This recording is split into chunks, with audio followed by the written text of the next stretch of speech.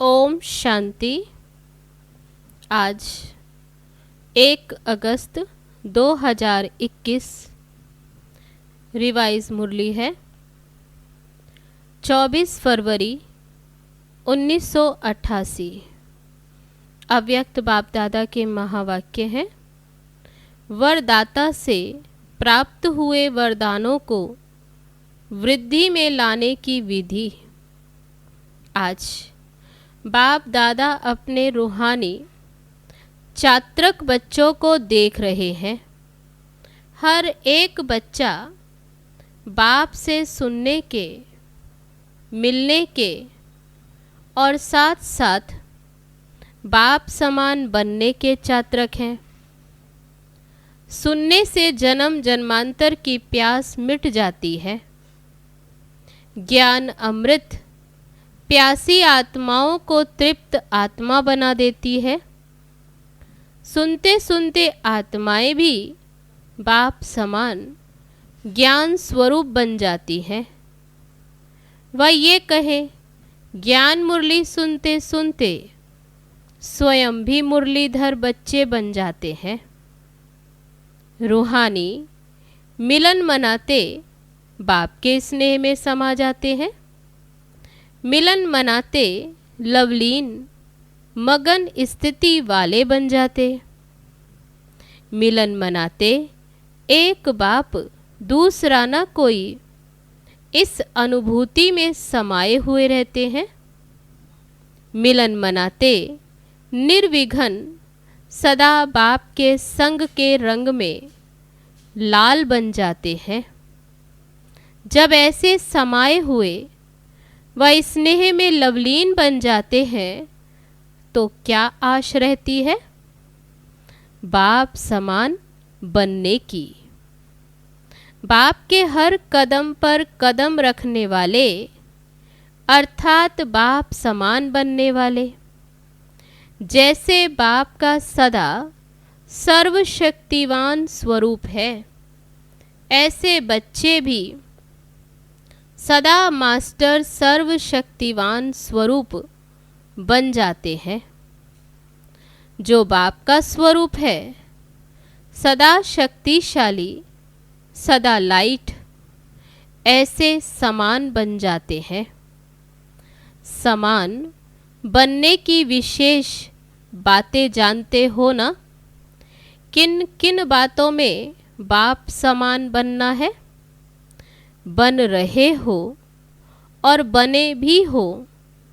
जैसे बाप का नाम, बच्चों का भी वही नाम है, विश्व कल्याणकारी। यही नाम है ना आप सबका। जो बाप का रूप वही बच्चों का रूप। जो बाप के गुण वह बच्चों के गुण। बाप के हर गुण को धारण करने वाले ही बाप समान बनते हैं। जो बाप का कार्य वह है बच्चों का कार्य। सब बातों में बाप समान बनना है। लक्ष्य तो सभी का वही है ना। सन्मुख रहने वाले नहीं, लेकिन समान बनने वाले हैं। इसको ही कहा जाता है फॉलो फादर करने वाले। तो अपने को चेक करो, सब बातों में कहाँ तक बाप समान बने हैं। समान बनने का वरदान आदि से बाप ने बच्चों को दिया है। आदि का वरदान है सर्व शक्तियों से संपन्न भव। लौकिक जीवन में बाप व गुरु वरदान देते हैं। क्या वरदान देते? धनवान भव, पुत्रवान भव, बड़ी आयु भव या सुखी भव का वरदान देते। बाप दादा ने क्या वरदान दिया? सदा ज्ञान धन शक्तियों के धन से संपन्न भव। यही ब्राह्मण जीवन का खजाना है। जब से ब्राह्मण जन्म लिया तब से संगम युग की स्थापना के कार्य में अंत तक जीना अर्थात बड़ी आयु भव। बीच में अगर ब्राह्मण जीवन से निकल पुराने संस्कारों या पुराने संसार में चले जाते हैं तो इसको कहा जाता है जन्म लिया, लेकिन छोटी आयु वाले, क्योंकि ब्राह्मण जीवन से मर गए। कोई कोई ऐसे भी होते हैं जो कोमा में चले जाते, होते हुए भी वे ना के बराबर होते हैं। कभी कभी जाग भी जाते हैं, लेकिन वह जिंदा होना भी मरने के समान ही होता है। तो बड़ी आयु भव अर्थात सदा आदि से अंत तक ब्राह्मण जीवन व श्रेष्ठ दिव्य जीवन की सर्व प्राप्तियों में जीना। बड़ी आयु के साथ साथ निरोगी भव का भी वरदान आवश्यक है। अगर आयु बड़ी है लेकिन माया की व्याधि बार बार कमजोर बना देती है तो वो जीना भी जीना नहीं है। तो बड़ी आयु भव के साथ सदा तंदुरुस्त रहना अर्थात निर्विघ्न रहना है। बार बार उलझन में व दिल शिकस्त की स्थिति के बिस्तर हवाले नहीं होना है। जो कोई बीमार होता है तो बिस्तर के हवाले होता है ना। छोटी छोटी उलझन तो चलते फिरते भी खत्म कर देते हो, लेकिन जब कोई बड़ी समस्या आ जाती है, उलझन में आ जाते, दिल शिकस्त बन जाते हो, तो मन की हालत क्या होती है? जैसे शरीर बिस्तर के हवाले होता है तो कोई दिल नहीं होती उठने की, चलने की व खाने पीने की कोई दिल नहीं होती। ऐसे यहाँ भी योग में बैठेंगे तो भी दिल नहीं लगेगी। ज्ञान भी सुनेंगे तो दिल से नहीं सुनेंगे। सेवा भी दिल से नहीं करेंगे।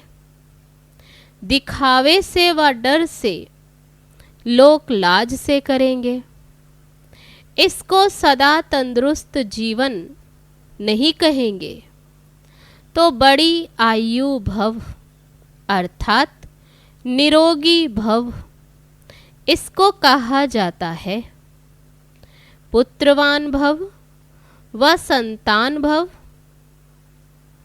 आपके संतान है? बाबा पूछते। 2-4 बच्चे नहीं पैदा किए हैं, संतान भव का वरदान है ना। 2-4 बच्चों का वरदान नहीं मिलता, लेकिन जब बाप समान मास्टर रचयिता की स्टेज पर स्थित हों, तब तो ये सब अपनी रचना लगती है। बेहद के मास्टर रचयिता बनना, ये बेहद का पुत्रवान भव, संतान भव हो जाता। हद के नहीं कि जो 2-4 जिज्ञासु हमने बनाए ये मेरे हैं, नहीं।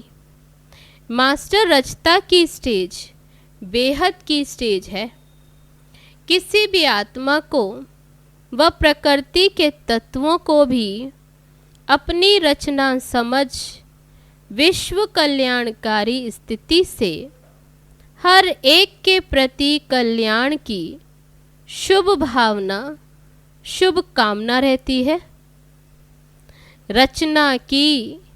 रचना प्रति यही भावनाएं रहती हैं। जब बेहद के मास्टर रचयिता बन जाते हो तो कोई हद की आकर्षण आकर्षित नहीं कर सकेगी। सदा अपने को कहाँ खड़ा हुआ देखेंगे? जैसे वृक्ष का रचता बीज जब वृक्ष की अंतिम स्टेज आती है तो वह बीज ऊपर आ जाता है ना। ऐसे बेहद के मास्टर रचयिता सदा अपने को इस कल्प वृक्ष के ऊपर खड़ा हुआ अनुभव करेंगे। बाप के साथ साथ वृक्ष के ऊपर मास्टर बीज रूप बन शक्तियों की, गुणों की, शुभ भावना, शुभ कामना की, स्नेह की, सहयोग की किरणें फैलाएंगे। जैसे सूर्य ऊंचा रहता है तो सारे विश्व में स्वतः ही किरणें फैलती हैं ना। ऐसे मास्टर रचयिता व मास्टर बीज रूप बन सारे वृक्ष को किरणें व पानी दे सकते हो तो कितनी संतान हुई। सारी विश्व आपकी रचना हो गई ना। तो मास्टर रचता भव, इसको कहते हैं पुत्रवान भव। तो कितने वरदान हैं?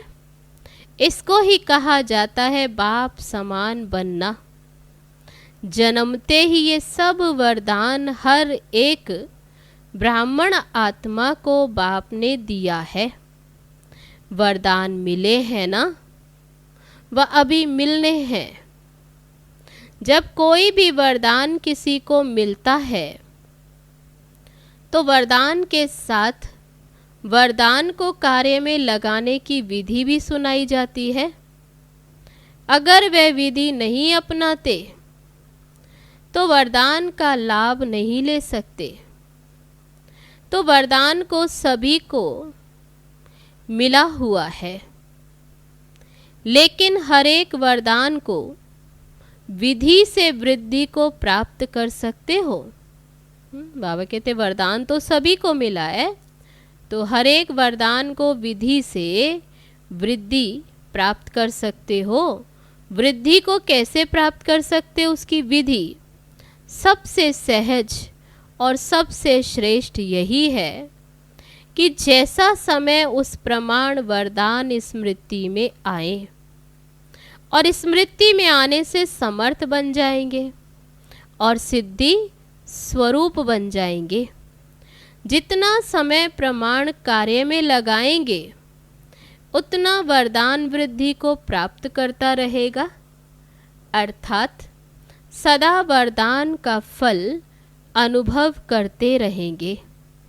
इतने श्रेष्ठ शक्तिशाली वरदान मिले हुए हैं, ना सिर्फ अपने प्रति कार्य में लगाए फल प्राप्त कर सकते हो, लेकिन अन्य आत्माओं को भी वरदान वरदाता बाप से प्राप्त कराने के योग्य बना सकते हो। ये संगम युग का वरदान 21 जन्म भिन्न रूप में साथ में रहता है।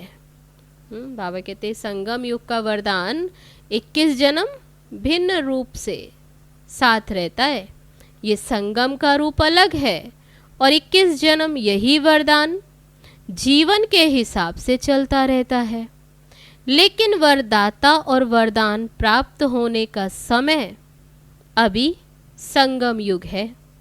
तो ये चेक करो कि सर्व वरदान कार्य में लगाते हुए सहज आगे बढ़ रहे हो।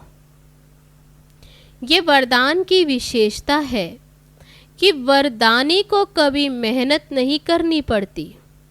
जब भक्त आत्माएं भी मेहनत कर थक जाती हैं तो बाप से वरदान मांगती हैं।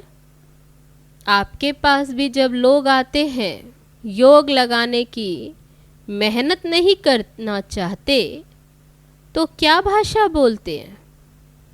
कहते हैं सिर्फ हमें वरदान दे दो, माथे पर हाथ रख दो। आप ब्राह्मण बच्चों के ऊपर वरदाता बाप का हाथ सदा है। श्रेष्ठ मत ही हाथ है। स्थूल हाथ तो 24 घंटे नहीं रखेंगे ना। तो बाबा कहते कौन सा हाथ? श्रेष्ठ मत का हाथ। ये बाप के श्रेष्ठ मत का वरदान रूपी हाथ सदा बच्चों के ऊपर है। अमृत वेले से लेकर रात को सोने तक हर श्वास के लिए, हर संकल्प के लिए, हर कर्म के लिए श्रेष्ठ मत का हाथ है ही। इसी वरदान को विधि पूर्वक चलाते चलो तो कभी भी मेहनत नहीं करनी पड़ेगी। जैसे देवताओं के लिए गायन है इच्छा मात्रम अविद्या, ये है फरिश्ता जीवन की विशेषता। देवताई जीवन में तो इच्छा की बात ही नहीं। ब्राह्मण जीवन सो फरिश्ता जीवन बन जाती है, अर्थात कर्मातीत स्थिति को प्राप्त हो जाते। किसी भी शुद्ध कर्म व व्यर्थ कर्म व विकर्म व पिछला कर्म किसी भी कर्म के बंधन में बंधकर करना, इसको कर्मातीत अवस्था नहीं कहेंगे। बाबा कहते किसी भी प्रकार के बंधन में बंधकर कर्म करना तो उसको कर्मातीत अवस्था नहीं कहेंगे। एक है कर्म का संबंध और एक है बंधन। तो जैसे ये गायन है हद की इच्छा से अविद्या, ऐसे फरिश्ता जीवन व ब्राह्मण जीवन अर्थात मुश्किल शब्द की अविद्या, बोझ से अविद्या, मालूम ही नहीं कि वे क्या होता है। तो वरदानी आत्मा अर्थात मुश्किल जीवन से अविद्या का अनुभव करने वाली, इसको कहा जाता है वरदानी आत्मा। तो बाप समान बनना अर्थात सदा वरदाता से प्राप्त हुए वरदानों से पलना, सदा निश्चित विजय अनुभव करना। कई बच्चे पुरुषार्थ तो बहुत अच्छा करते हैं, लेकिन पुरुषार्थ का बोझ अनुभव होना ये यथार्थ पुरुषार्थ नहीं है। अटेंशन रखना ये ब्राह्मण जीवन की विधि है, लेकिन अटेंशन टेंशन में बदल जाता है। नेचुरल अटेंशन नहीं रहता, इसको भी यथार्थ अटेंशन नहीं कहा जाता। जैसे जीवन में स्थूल नॉलेज रहती है कि ये चीज़ अच्छी है, ये बात करनी है, ये नहीं करनी है, तो नॉलेज के आधार पर जो नॉलेजफुल होते हैं उनकी निशानी है, उनको नेचुरल अटेंशन रहता है। ये खाना है, ये नहीं खाना है, ये करना है, ये नहीं करना है। हर कदम में टेंशन रहता है कि ये करूं या नहीं करूं, ये खाऊं या नहीं खाऊं, ऐसे चलूं व नहीं। नेचुरल नॉलेज की शक्ति से अटेंशन, ऐसे यथार्थ पुरुषार्थी का हर कदम हर कर्म में नेचुरल अटेंशन रहता है, क्योंकि नॉलेज की लाइट माइट स्वतः यथार्थ रूप से, यथार्थ रीति से चलाती है। तो पुरुषार्थ भले करो, अटेंशन जरूर रखो, लेकिन टेंशन के रूप में नहीं। जब टेंशन में आ जाते हो तो चाहते हो बहुत काम करने व बनना चाहते हो नंबर 1, लेकिन टेंशन जितना चाहते हो उतना करने नहीं देता। जो बनना चाहते हो वह बनने नहीं देता, और टेंशन को पैदा करता है। इसलिए जो ये चाहते हैं वह नहीं होता, तो और टेंशन बढ़ता है। तो पुरुषार्थ सभी करते हो, लेकिन कोई ज़्यादा पुरुषार्थ को भारी कर देते, कोई फिर बिल्कुल अलबेले हो जाते। तो होना होगा, हो जाएगा, देखा जाएगा, कौन देखता है, कौन सुनता है। तो ना वह अच्छा ना वह अच्छा। इसलिए बैलेंस से बाप की ब्लेसिंग, वरदानों का अनुभव करो। सदा बाप का हाथ मेरे ऊपर है, इस अनुभव को सदा स्मृति में रखो। जैसे भक्त आत्माएं स्थूल चित्रों को सामने रखती हैं कि माथे पर वरदान का हाथ है, तो आप भी चलते फिरते बुद्धि में यही अनुभव का चित्र सदा स्मृति में रखो। समझा? बहुत पुरुषार्थ किया, अब वरदानों से पलते उड़ते चलो। बाप के ज्ञानदाता विधाता का अनुभव किया, अब वरदाता का अनुभव करो। अच्छा, सदा हर कदम में बाप को फॉलो करने वाले, सदा अपने को वरदाता बाप के वरदानी श्रेष्ठ आत्मा अनुभव करने वाले, सदा हर कदम सहज पार करने वाले, सदा सर्व वरदान समय पर कार्य में लगाने वाले, ऐसे बाप समान बनने वाले श्रेष्ठ आत्माओं को बाप दादा का वरदाता के रूप में याद, प्यार और नमस्ते। हम रूहानी बच्चों की रूहानी बाप दादा को नमस्ते नमस्ते, ओम शांति। अब है मुख्य महारथी भाइयों से बाप दादा की मुलाकात। जन्म से कितने वरदान मिले हुए हैं? हर एक को अपने अपने वरदान मिले हुए हैं। जन्म ही वरदानों से हुआ, नहीं तो आज इतना आगे नहीं बढ़ सकते। वरदान से जन्म हुआ, इसलिए बढ़ रहे हो। पांडवों की महिमा कम थोड़े ही है। हर एक की विशेषता का वर्णन करें तो कितनी है। बाबा कहते ये जो भागवत बना हुआ है वह बन जाए, इतनी। बाप की नज़र में हर एक की विशेषताएं हैं, और कुछ देखते भी नहीं देखते, जानते भी नहीं जानते।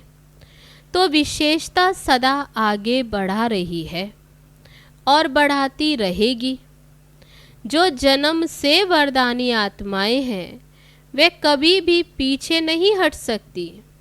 सदा उड़ने वाली वरदानी आत्माएं हो। वरदाता बाप के वरदान आगे बढ़ा रहे हैं।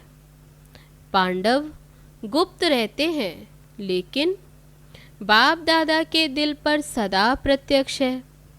अच्छे अच्छे प्लान तो पांडव ही बनाते हैं, शक्तियाँ शिकार करने, लेकिन कमाल तो लाने वालों की है। बाबा कहते शक्तियाँ शिकार करती, लेकिन कमाल तो लाने वालों की है। अगर लाने वाले ही ना लाए तो शिकार क्या करेंगी। इसलिए पांडवों को विशेष अपना वरदान है। याद और सेवा का बल विशेष मिला हुआ है। याद का बल भी विशेष मिलता है, सेवा का बल भी विशेष मिलता है। क्यों? उसका भी कारण है, क्योंकि जो जितना आवश्यकता के समय कार्य में आए उसको विशेष वरदान मिला हुआ है। जैसे आदि में जब स्थापना हुई तो आप पांडव मर्ज थे, इमर्ज नहीं थे। शक्तियाँ एग्जाम्पल बनी और उन्हों के एग्जाम्पल को देख और आगे बढ़े। तो यह आवश्यकता के समय एग्जाम्पल बने, इसलिए जितना जो आवश्यकता के समय सहयोगी बने हैं, चाहे जीवन से चाहे सेवा से, उनको ड्रामा अनुसार विशेष बल मिलता है। अपना पुरुषार्थ तो है ही, लेकिन एक्स्ट्रा बल मिलता है। अच्छा, सेवा करने से जो सर्व आत्माएं खुश होती हैं उसका भी बहुत बल मिलता है। जो अनुभवी आत्माएं हैं उन्हों के सेवा की आवश्यकता है, क्योंकि जिन्होंने साकार में पालना ली उन्हों को देख करके सदा बाप ही याद आता है। कभी भी आप लोग कहाँ जाएंगी, बाबा ने दादियों को देखते हुए कहा कि आप लोग कहाँ भी जाएंगी तो विशेष क्या पूछेंगे? चरित्र सुनाओ, कोई बाप की बातें सुनाओ, तो ये विशेषता है ना। इसलिए सेवा की विशेषता का वरदान मिला हुआ है। चाहे इस स्टेज पर खड़े होकर भाषण ना भी करो, लेकिन ये सबसे बड़ा भाषण है। चरित्र सुनाकर चरित्रवान बनने की प्रेरणा देना, ये सबसे बड़ी सेवा है। तो सेवा पर जाना ही है और सेवा के निमित्त बनना ही है। अच्छा, अब है आज का वरदान। हद की जिम्मेवारियों को बेहद में परिवर्तन करने वाले स्मृति स्वरूप नष्टो मोहा भव। नष्टो मोहा बनने के लिए सिर्फ अपने स्मृति स्वरूप को परिवर्तन करो। मोह तब आता है जब ये स्मृति रहती है कि हम गृहस्थी हैं, हमारा घर, हमारा संबंध है। अब इस हद की जिम्मेवारी को बेहद की जिम्मेवारी में परिवर्तन कर दो। बेहद की जिम्मेवारी निभाएंगे तो हद की स्वतः ही पूरी हो जाएगी। लेकिन यदि बेहद की जिम्मेवारी को भूल सिर्फ हद की जिम्मेवारी निभाते हो तो उसे और ही बिगाड़ते हो, क्योंकि वह फर्ज है, मोह का मर्ज हो जाता है। इसलिए अपने स्मृति स्वरूप को परिवर्तन कर नष्टो मोहा बनो। अब है आज का स्लोगन। ऐसी तीव्र उड़ान भरो जो बातों रूपी बादल सेकंड में क्रॉस हो जाएं। अच्छा, ओम शांति।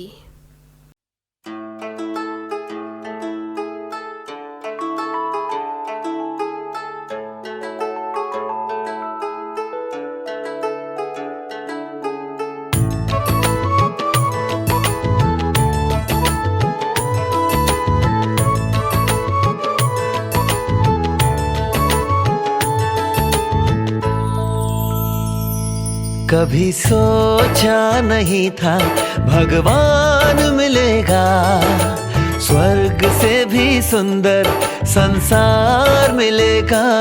कभी सोचा नहीं था भगवान मिलेगा, स्वर्ग से भी सुंदर संसार मिलेगा।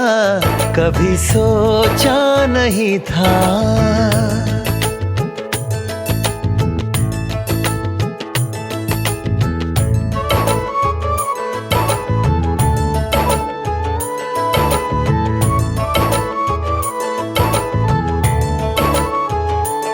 देख संगम का आनंद हर गम चला गया, मिला मीठा परिवार ये एहसास हो चला।